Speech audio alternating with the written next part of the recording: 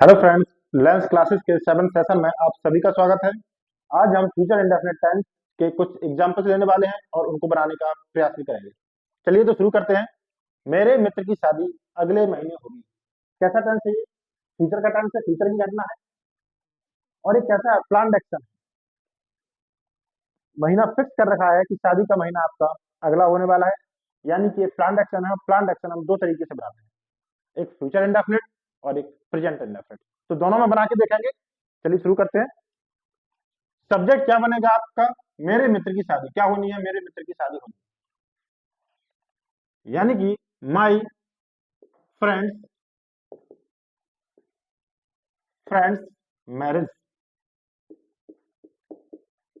Marriage present indefinite में बनाएंगे तो क्या आएगा? पर आपकी टेक्स प्लेस। क्या आने वाली है?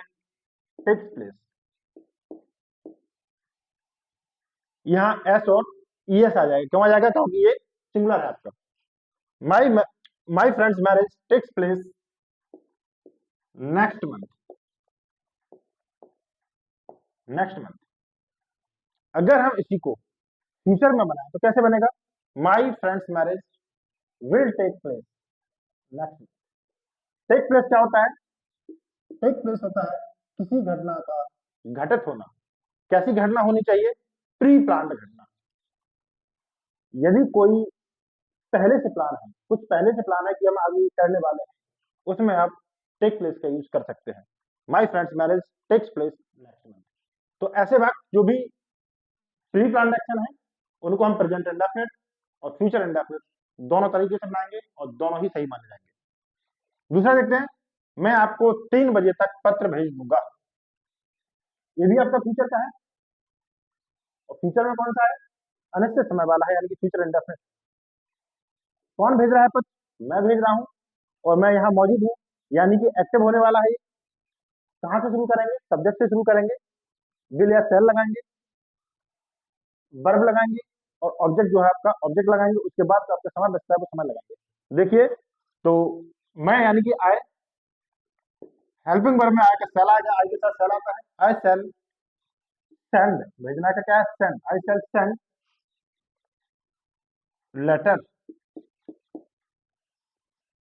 किसको भेजना है? आपको भेजना है टू यू। कब तक? 3 बजे तक, बाय 3 o'clock। तक के लिए क्या आता है? तक के लिए बाय आता है। I shall send letter to you by 3 o'clock। यहाँ पर दो ऑब्जेक्ट है। क्या ऑब्जेक्ट है? एक पत्र है और एक आप है।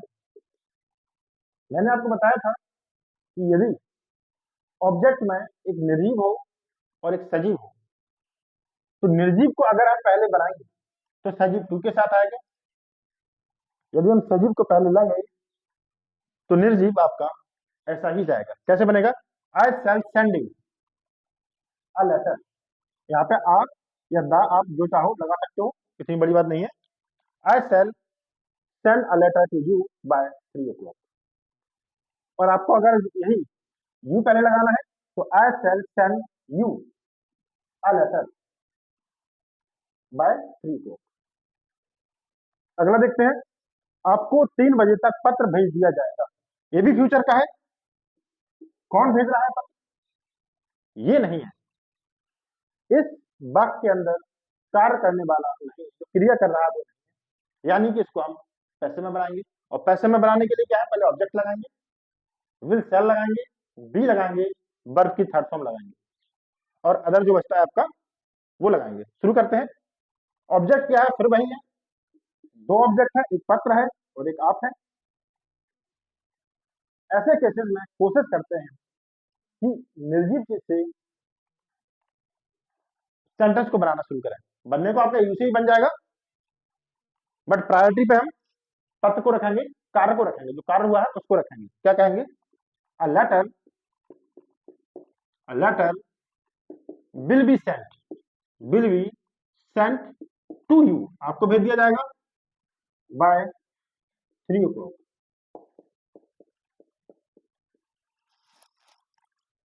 अ letter will be sent to you by 3 o'clock। Send क्या है? वर्ब की थर्ड फॉर्म है। सेंड की फर्स्ट फॉर्म ये है, भेजना की। फर्स्ट फॉर्म सेंड और सेकंड और थर्ड सेंड और सेंट। कुछ एग्जाम्पल्स और लेके देखते हैं। अगले एग्जाम्पल्स में लेते हैं, रानी लक्ष्मीबाई ने कहा था मैं अपनी झांसी नहीं दूंगी। ये सेंटेंस जो है, ये वाक्य जो है, वो फ्यूचर को दिखा रहा है। भले ही रानी लक्ष्मीबाई ने कहा था, वो पास्ट की थी, बट पास्ट में कही गई बात फ्यूचर वाली है। एक रानी लक्ष्मीबाई ने कहा था कि वह अपनी झांसी नहीं देंगे, ये भी आपका फ्यूचर का ही है। ये कहाँ देखा आपने? ये डायरेक्ट और इनडायरेक्ट में आपको देखने को मिलेगा। ये डायरेक्ट यानी कि वो शब्द है जो कहने वाले के द्वारा कहे गए थे।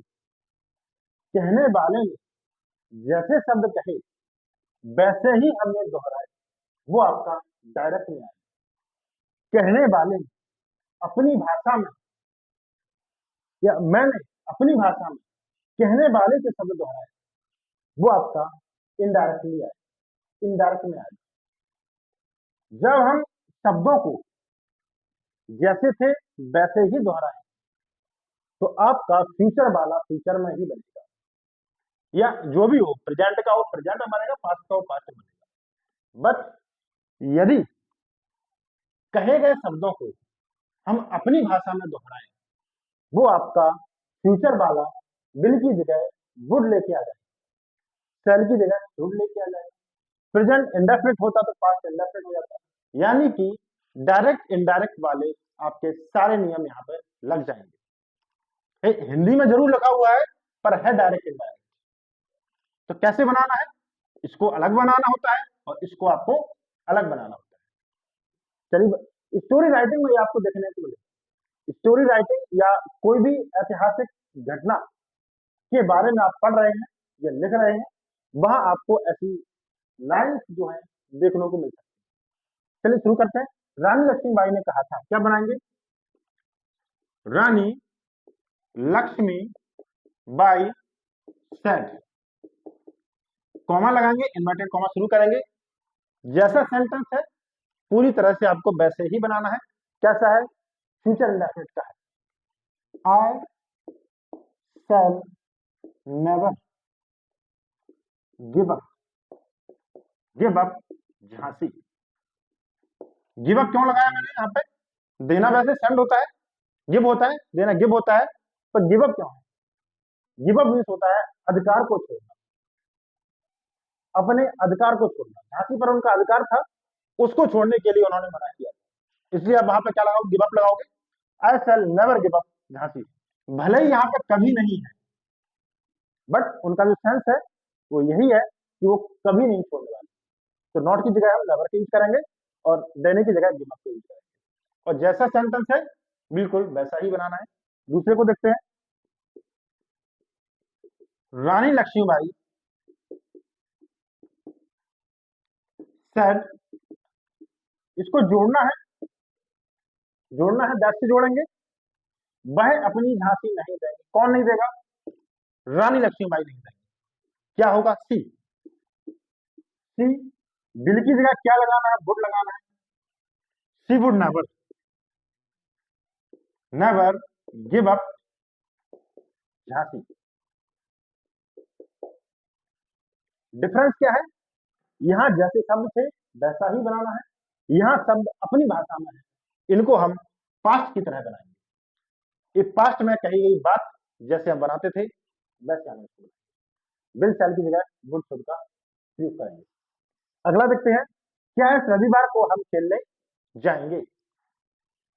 तो कैसा सेंटेंस है? क्वेश्चन वाला है, क्वेश्चन मार्क है इसमें, और क्या से स्टार्ट हुआ है, तो कैसे यूज करना है? विल शैल लगाना है, सब्जेक्ट लगाना है, वर्ब की फर्स्ट फॉर्म लगानी है, ऑब्जेक्ट और जो भी चीजें आपकी बस लगा। शुरू करते हैं। कौन खेलने वाला है? कौन जाने वाला है खेलने? हम जाएंगे। तो सब्जेक्ट क्या बनेगा आपका? वी बनेगा। बट कहां से शुरू करना है? विल और शैल। तो बी के साथ क्या आएगा? शैल। Shall be. जाना क्रिया होती है, दूसरी क्रिया खेलना होती है, तो दोनों क्रियाओं को यूज होगा।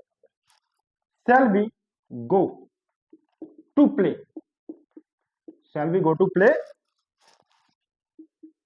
This Sunday, shall we go to play this Sunday. Verb का बिल्कुल ध्यान करना है, वर्ब पीछे से शुरू करनी है, पीछे जो आपको वर्ब मिलेगी वो पहली मानी जाएगी, उसके बाद आगे बढ़ते जाएंगे और जैसी जैसी वर्ब मिलती जाएंगी उनको हम टू के साथ लगाते जाएंगे। चलिए और एग्जाम्पल्स लिख लेते हैं। इन वाक्य में एक और शब्द था अपना, वो मैं आपको बताना भूल गया। अपना किसका अपना? यहाँ अपना मैं है।